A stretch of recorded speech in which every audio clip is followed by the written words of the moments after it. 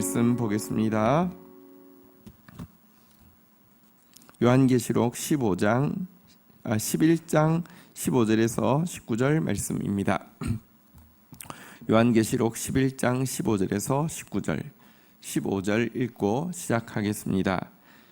일곱째 천사가 나팔을 불매 하늘에 큰 음성이 나서 이르되 세상 나라가 우리 주와 그의 그리스도의 나라가 되어 그가 세세토록 왕노릇 하시리로다 하니. 자, 이제 드디어 일곱 번째 나팔이 이제 불리우게 되었습니다. 나팔 소리는 우리가 앞에서도 이야기한 것처럼 여리고를 함락하던 바로 그 소리이기도 하고, 또 나팔 소리는 새해가 시작되어지고 새 하늘과 새 땅이 출발되어지는 소리이기도 한데요. 바로 일곱 번째 나팔이 이제 울렸을 때에 하늘에서 놀라운 선포가 이루어지게 되었습니다. 세상 나라가 우리 주와 그의 그리스도의 나라가 되어 그가 세세토록 왕노릇 하시리로다. 여러분, 지금 세상은 두 가지 말이 다 맞습니다. 하나는 사단이 통치한다는 것 맞습니다. 이 세상이 범죄하고 나서는 범죄한 곳에서 마치 이 살인자나 흉악범이 교도소에서 왕인 것처럼 범죄한 세상에서 사단이 왕이라는 말이 맞습니다. 그러나 또한 하나님께서 이 세상 나라의 왕이라는 말도 맞습니다. 사단이 이 세상을 갈수록 더 폭력적으로, 갈수록 더 탐욕적으로, 갈수록 더 순간적으로 만들고 흐름을 좌지우지하고 있다는 말도 맞지만, 여러분, 지금도 이 세상 가운데 하나님의 허락 없이 이루어질 수 있는 일은 아무것도 없습니다. 궁극적으로는 하나님의 통치 가운데 있습니다.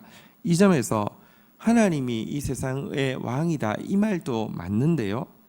그러나 지금 이제 일곱 번째 나팔이 불었을 때의 고백은 무엇이냐고 하면, 그동안 부분적으로 사단에게 통치권이 그것은 이제 하나님이 사단이 좋아서나 혹은 사단이 필요해서라는 뜻은 아닙니다.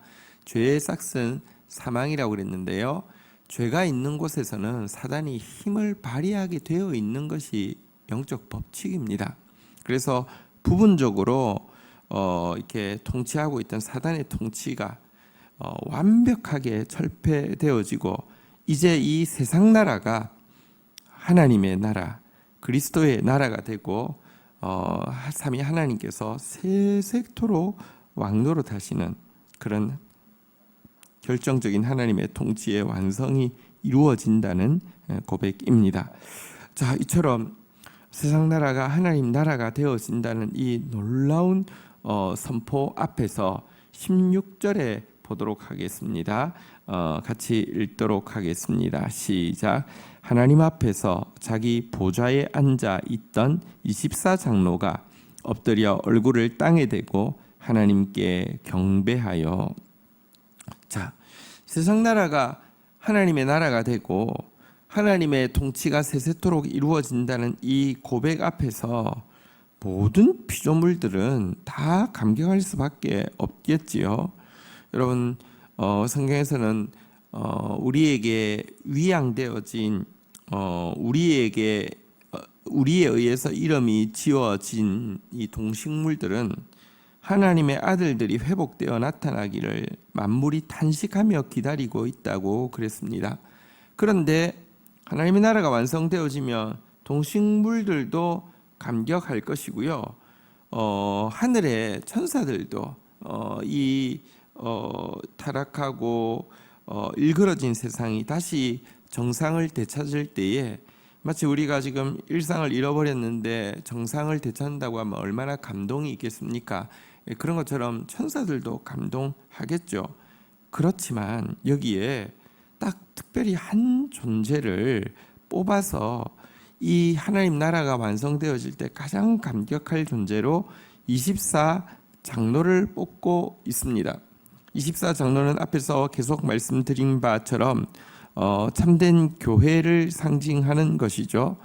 구약에 구원받은 모든 백성, 신약에 구원받은 모든 백성, 12지파와 12 이 사도의 이 대표를 상징하는 것인데요. 교회가 구원이 완성되어지는 날 가장 감격할 것이고 가장 겸손하게 엎드러져서 하나님 경배하게 될 것이라는 고백입니다. 왜 그렇습니까? 참 아이러니인데요.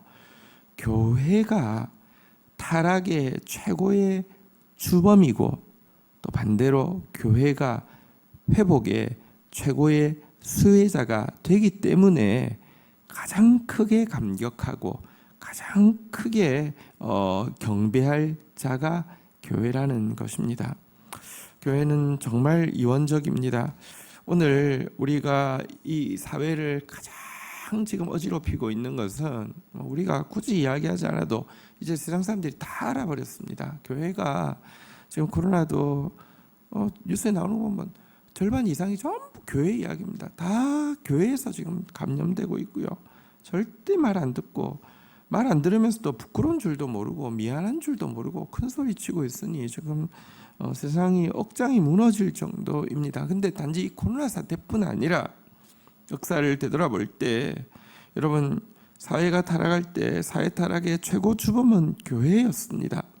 이스라엘이 멸망하는 것이 구약의 이야기잖아요. 이스라엘은 신약의 교회를 상징하는데요. 이스라엘 사회가 멸망할 때에 여러분 주범은 종교 지도자도 정치 지도자도 아니었고요. 사회의 재벌도 아니었고요. 명백히 종교 지도자였음을 성경은 계속 지적하고 있습니다. 그런데 여러분 오늘 신약교회도 마찬가지입니다. 우리 사회가 무너진다고요. 우리 사회가 무엇 때문에 무너진다. 무엇 때문에 무너진다. 대상들을 자꾸 외부에서 찾습니다. 이슬람 때문에 무너진대요. 동성애 때문에 무너진대요. 공산주의에 의해서 무너진대요. 아니요, 그렇지 않습니다. 교회 때문에 무너집니다. 교회의 죄 때문에 무너집니다. 교회가 역사상 항상 타락의 최고 주범이 되어 왔습니다. 그런데 그 교회에 그루터기가 남을 것이고요. 그 교회가 온전히 회복되어져서 하나님의 나라의 동력자가 되어질 것이고요. 그러니 하나님 나라 회복의 최고 수혜자가 교회가 되었기에 여러분 그날이 이루어질 때 모든 천사보다 앞서서 모든 동식물과 우주 삼라만상보다 앞서서 24장로가 교회가 가장 먼저 무릎 꿇고 엎드리며 가장 먼저 하나님 찬양하게 된다는 것입니다. 이것이 우리의 소망이고요. 또 우리가 구원이 이루어진 날에도 가장 감사하면서도 가장 겸손한 존재가 교회가 되어야 합니다. 교회에서 겸손이 사라진다는 것은, 교회에서 하나님의 은혜를 향한 감격이 사라진다는 것은 교회가 하나님의 회가 아니라 사단의 회가 되는 가장 결정적인 표시입니다. 어쨌든 우리 교회의 이 부끄러움에도 불구하고 결국은 참된 교회는 이 회복에 가장 큰 감격을 나누며 가장 큰 감격 가운데서 겸손히 찬양할 이렇게 주역이 되어진다. 성경은 이렇게 약속하고 있습니다. 자, 이제 24장로의 찬양의 내용을 보도록 하겠습니다. 17절 읽겠습니다. 이르되 감사하옵나니 옛적에도 계셨고 지금도 계신 주 하나님 곧 전능하신 이여 친히 큰 권능을 잡으시고 왕노릇 하시리로다. 자, 24장로가 하나님을 향해서, 그리스도를 향해서 무엇이라고 고백하고 있습니까? 옛적에도 계셨고 지금도 계신 주 하나님 곧 전능하신 이여라고 고백하고 있습니다. 뭔가 특이한 게 보이지 않습니까? 여러분, 워낙 이 장로들이 혹은 그룹들이 앞에서 삼위 하나님을 찬양할 때 무엇이라고 고백했습니까? 옛적에도 계셨고 지금도 계시고 그리고 한 개가 더 있습니다. 무엇인지 기억하십니까? 장차 오실이여라고 이렇게 꼭 같이 고백했습니다. 과거와 현재와 미래에 동일하게 존재하시며 그 역사하시는 하나님을 고백했는데 여기서 한 가지가 빠져 있음을 알게 됩니다. 무엇입니까? 장차 오실이여, 이게 빠져 있죠. 이게 무슨 말입니까? 이제 하나님 나라의 구원의 완성이 미래의 시점이 아니라 현재의 시점이 되었음을 분명히 보여주는 것입니다. 이제 주의 임재가 도래한 것입니다. 자, 그런데요. 이렇게 도래한 하나님 나라에 대해서 18절 한번 보도록 하겠습니다. 읽겠습니다. 시작. 이방들이 분노하며 주의 진노가 내려 죽은 자를 심판하시며 종 선지자들과 성도들과 또 작은 자든지 큰 자든지 주의 이름을 경외하는 자들에게 상 주시며 또 땅을 망하게 하는 자들을 멸망시키실 때로소이다 하더라. 자, 이제 주의 통치가 현재가 되어졌을 때 이루어질 일에 대해서 지금 이제 고백하고 있습니다. 먼저 앞부분 17절에서 보니까 친히 큰 권능을 잡으시고 왕도로 다신다 이렇게 말했는데요. 여러분, 구원은 하나님께서 친히 계획하신 것이고요, 친히 진행하고 있고요, 친히 완성하실 것입니다. 그래서 우리에게는 소망이 있습니다. 만약 이 구원이 우리에 의해서 좌우되어진다고 하면 반드시 실패로 돌아갈 수밖에 없습니다. 아니, 한번 보십시오. 교회가 하자는 대로, 지금 한국 교회가 가지고 있는 생각과 하자는 대로 하면 우리 사회가 어떻게 될까요? 교회는커녕 우리 사회가 망할 겁니다. 그러니 우리에 의해서 구원이 이루어질 수 없고 져서도 안 됩니다. 그러니 우리에게는 소망이 없습니다. 그러나 그는 친히 큰 권능을 잡으시고 친히 왕도로 다시며 친히 구원을 이루어 가실 것입니다. 이것이 우리가 하나님만을 찬양해야 하는 절대적인 이유인데요. 이 구원이 이루어질 때 양면적인 성격이 있음을 24장로가 찬양했습니다. 자, 이방들이 분노하며 주의 진노가 내려 죽은 자를 심판하시며, 여러분, 하나님 나라의 임재를 세상은 끝까지 저항하며 반대하며 반역할 것입니다. 그러나 그것은 그들에게 진노가 임할 수밖에 없고 심판이 임할 수밖에 없는 이유가 되어서 그들을 심판하실 것이다, 이렇게 이야기하고 있습니다. 18절 마지막에도 보면 땅을 망하게 하는 자들을 멸망시키실 때로소이다. 여러분, 저들이 하나님께 대적하는 것이 땅을 살리기 위함이 아닙니다. 하나님이 오면 땅이 망하기 때문에 그들이 저항하는 레지스턴스가 아닙니다. 지금 한국 교회가 정말 잘못하고 있으면서도 이 극단적인 교회 신도들이 막 지금 방역에도 협조하지 않고 숨고 혹은 막 당당하게 큰 소리 치는 게 자기들이 무슨 레지스탕스인 줄 압니다. 정말 망할 짓을 스스럼치 않고 하고 있죠. 자, 그런데요, 여러분, 저들이 왜 심판받는 줄 아십니까? 땅을 망하게 하는 자들이기 때문에 하나님 멸망시킬 것이다 라고 이야기하고 있는데요. 이와 같은 하나님의 임재는 한편으로는 분명한 심판이지만 또 다른 한편으로는요, 선지자들과 성도들과 또 작은 자든지 큰 자든지 주의 이름을 경외하는 자에게 상 주시는 또 보상이 되어질 것이다, 이렇게 이야기하고 있습니다. 하나님의 임재는 보응할 자에게는 보응하시고 보상할 자에게는 보상하심으로 말미암아 하나님의 공의를 나타내는 것이고 하나님의 공평을 드러내는 것이다. 성경은 일관되게 이야기하고 있습니다. 그날에 심판받는 자가 아니라 그날에게 보상받는 자가 되어질 수 있도록, 우리에게 공로가 있어서 보상받는 것 아니지만 끝까지 겸손하게 또 끝까지 주의 말씀 붙잡고 또 끝까지 그 나라를 사모하며 기도하는 자에게 주님은 작은 자라 할지라도 반드시 경외하는 자는 보상해 주실 것이라 이렇게 약속하고 있습니다. 보상이 있는 저와 여러분들 되기를 주의 이름으로 축원드립니다. 19절 마지막 절입니다. 읽겠습니다.